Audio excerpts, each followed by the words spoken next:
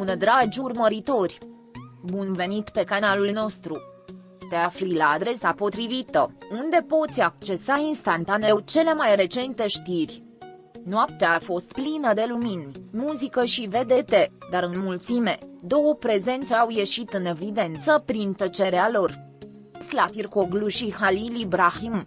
Nimeni nu se aștepta ca ei să fie la aceeași petrecere, cu atât mai puțin ca atmosfera să devină atât de tensionată doar prin împărțirea aceluiași aer. Din momentul în care au pus piciorul în eveniment, privirile celor prezenți s-au îndreptat spre ei. Toată lumea a vrut să vadă o reacție, un gest, un semn. Dar tot ce au găsit a fost o distanță glacială care vorbea mai tare decât 1000 de cuvinte. Cel mai discutat moment a fost atunci când, din întâmplare sau soartă, privirile lor s-au întâlnit. A fost abia o secundă, dar suficientă pentru a-i paraliza pe cei din jur. Nu a existat niciun zâmbet, niciun gest de cordialitate. Doar o tensiune palpabilă, aproape dureroasă, care i-a lăsat pe martorii fără suflare. Corpul Zlatirkoglu era vizibil încordat, ca și cum ar fi reținut un torent de emoții. Halil Ibrahim, la rândul său, și-a întors privirea aproape imediat, ca și cum ar fi fost copleșit de o amintire pe care ar prefera să nu o retrăiască. Pentru tot restul serii, cei doi au rămas la capetele opuse ale camerei. În timp ce Zlatirkoglu discuta cu niște colegi din presă cu un zâmbet forțat, Halil Ibrahim a rămas la bar, înconjurat de cunoștințe, dar evident absent spiritual. Disconfortul a fost atât de evident încât unii invitați au început chiar să părăsească petrecerea mai devreme decât se așteptau. Atmosfera, care inițial promitea glamour și distracție, a devenit un câmp de energie reținută. Unul dintre cele mai discutate momente a fost acela în care un prieten comun a încercat să-i aducă împreună printr-o conversație informală. Ceea ce părea o încercare de a atenua tensiunea s-a încheiat cu retragerea în tăcerea Zlatirkoglu, scuzându-se cu un zâmbet slab și plecând în grădină. Halil Ibrahim a urmărit scena de la distanță, fără să intervină, fără să se miște, ca și cum ar fi acceptat deja că nu vor exista poduri posibile în noaptea aceea. Camerele nu au ratat niciun detaliu. Reporterii de bârfe, mereu atenți, au surprins expresia tristă de pe chipul Zlatirkoglu în timp ce își turna un pahar de vin. Nu era privirea cuiva supărat, ci mai degrabă a cuiva rănit, care încă nu se vindecase complet. Halil Ibrahim, mai rezervat, părea adâncit în gânduri, privind în gol ca și cum ar fi căutat răspunsuri care nu aveau să vină în noaptea aceea.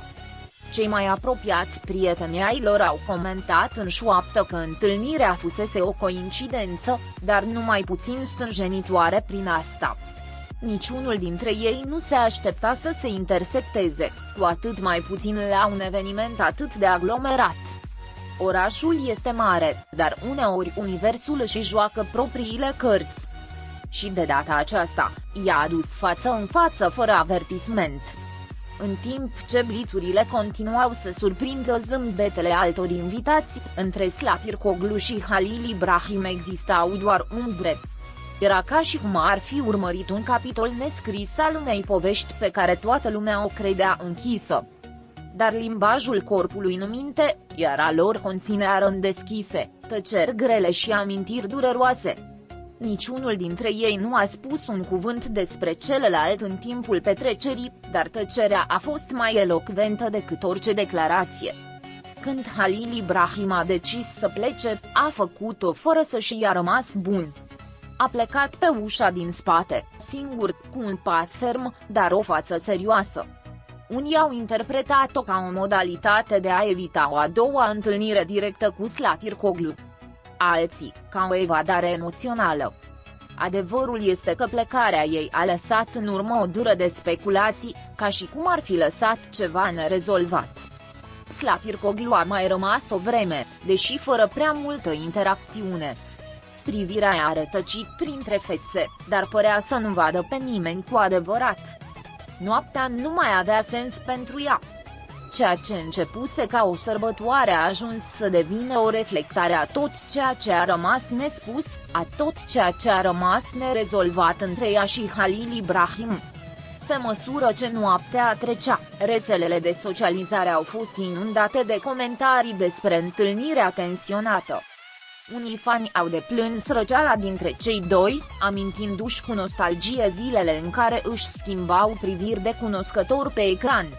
Alții, mai critici, au afirmat că era timpul ca fiecare să meargă pe drumurile sale separate, fără drame publice.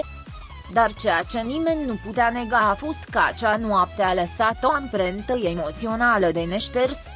Există iubiri care nu se uită, ci doar se arhivează.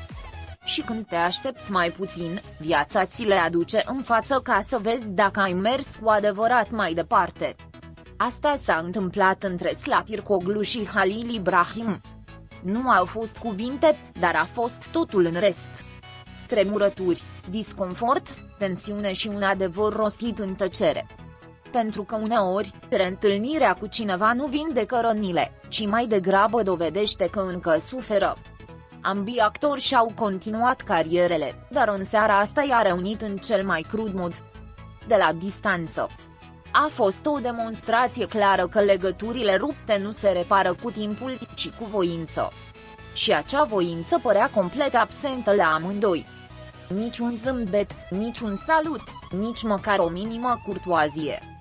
Doar două suflete deconectate în același loc. În tabloide, titlul zilei următoare era fără echivoc: Zlatiroglu și Halil Ibrahim, cel mai intens frig sub același acoperiș. Și nu a fost o exagerare. A fost o descriere fidelă a ceea ce au trăit. Pentru că atunci când trecutul se întoarce neanunțat, prezentul tremură, iar ei au tremurat. Fiecare în felul său, fiecare în colțul său. Cercul lor apropiat rămâne tăcut, dar gesturile lor vorbesc mai tare decât orice purtător de cuvânt. Nu se întrevede nicio reconciliere, nici vreo intenție de a clarifica ce s-a întâmplat. E ca și cum amândoi ar fi fost de acord să nu mai vorbească niciodată despre asta. Un pact tacit de indiferență care ascunde doar o rană emoțională profundă, nerezolvată. La sfârșitul nopții, când muzica și-a redus volumul și luminile s-au stins, tot ce a mai rămas a fost un sentiment de gol. O seară care promitea strălucire a ajuns să devină o oglindă a ceea ce a fost și nu va fi niciodată. Nimeni nu știe dacă se vor revedea, dar dacă se va întâmpla asta, publicul va fi acolo, atent la fiecare gest, fiecare tăcere, fiecare privire. Uneori, trecutul nu are nevoie să vorbească pentru a răni. O noapte, o coincidență și un schimb de priviri sunt suficiente pentru a ne aminti că există cicatrici care nu se vindecă niciodată complet. Și asta ne-au arătat Zlatiroglu și Halil Ibrahim. Că sfârșiturile nu sunt întotdeauna pașnice, nici rănile nu sunt invizibile. Că dragostea, chiar și atunci când nu se termină bine, rămâne prezentă în tăceri. Pascali